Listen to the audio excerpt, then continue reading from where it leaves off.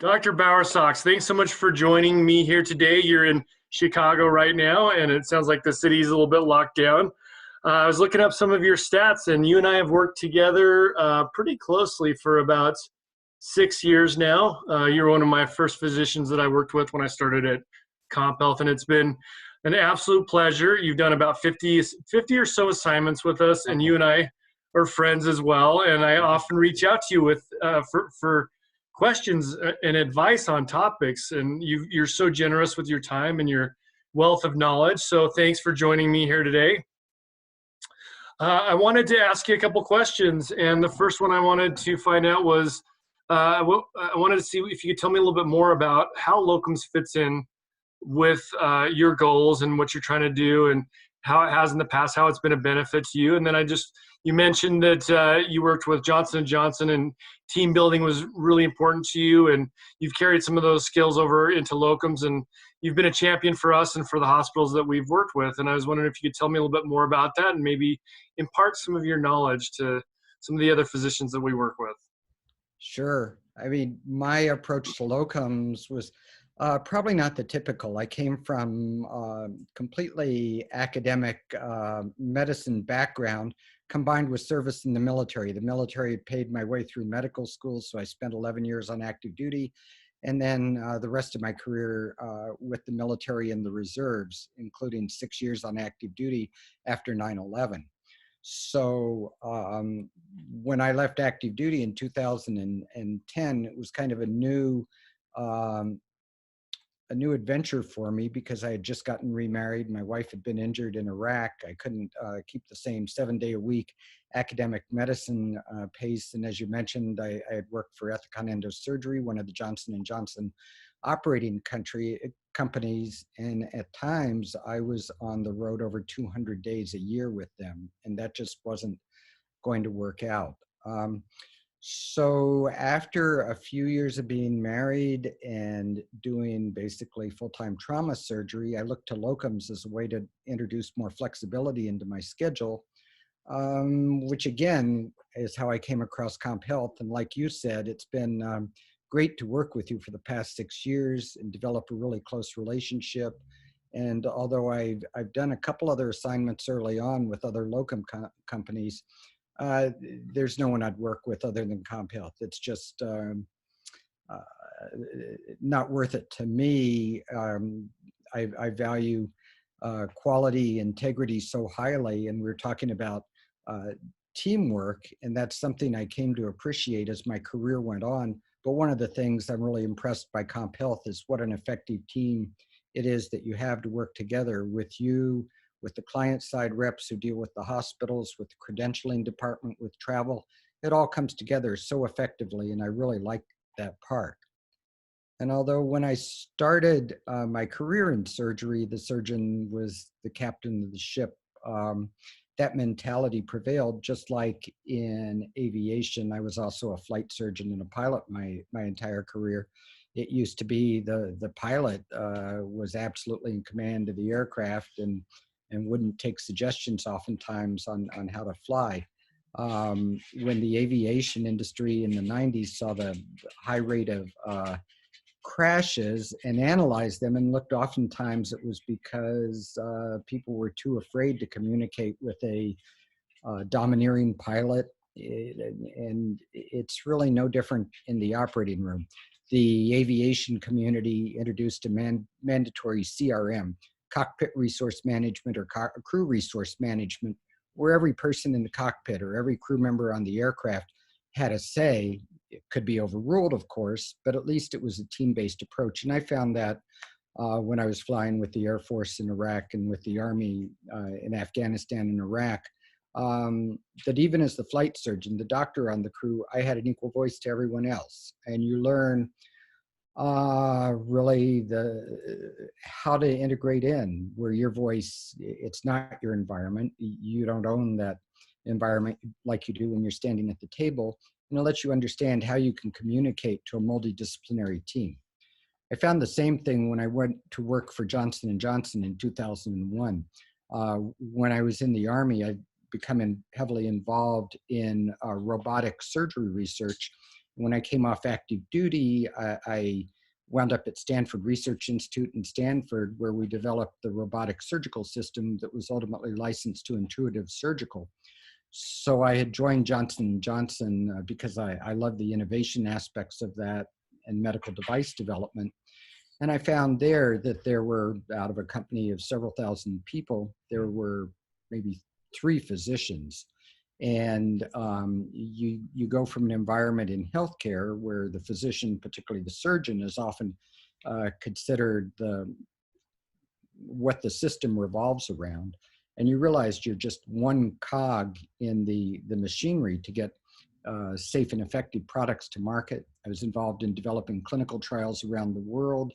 And I came to see around the world that the surgeons I enjoyed interacting with most, surgeons are engineers, and sales reps that enjoyed interacting with the most were the ones who brought a team approach to their operating room and how they practiced. And they were the people who were the most respected within their hospitals and their operating rooms. And I certainly hope that I've transitioned that over to how I've approached things in my practice, whether it's in the operating room or participating in multidisciplinary team meetings on the floors with the hospitalist in an interdisciplinary environment.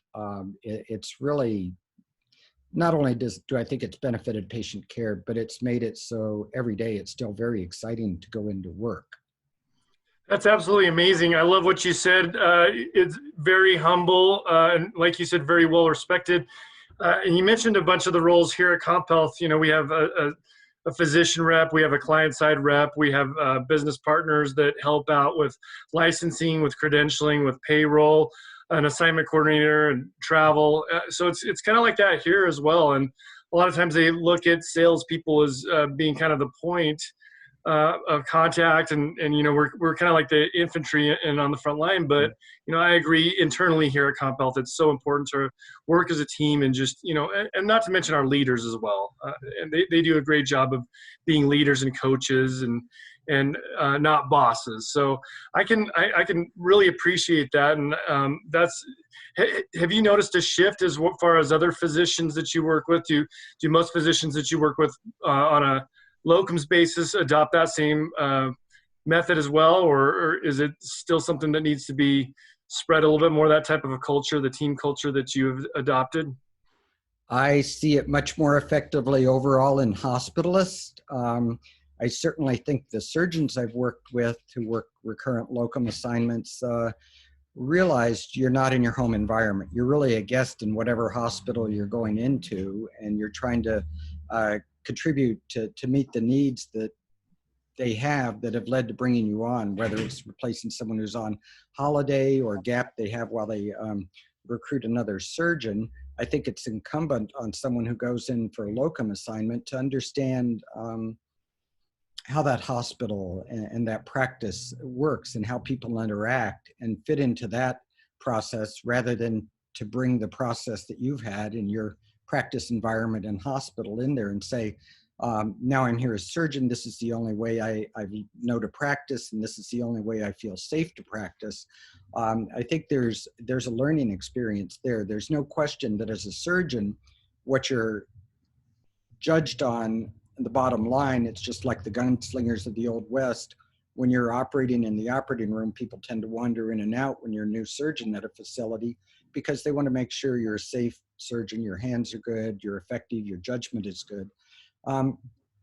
But really, you know, the time we spend in the operating room on most assignments is a minority of time compared to the time we spend in the emergency department, in clinic or office settings, on the floor taking care of inpatients, interacting with other physicians, nurses, physical therapists, and other ancillary staff.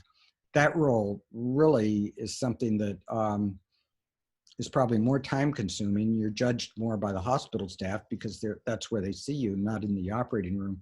So for surgeons, there's 2 environments you have to be a master of. One is in the operating room with your patient, and the other is the rest of the time when you're not in the operating room, interacting with a much wider breadth of the hospital.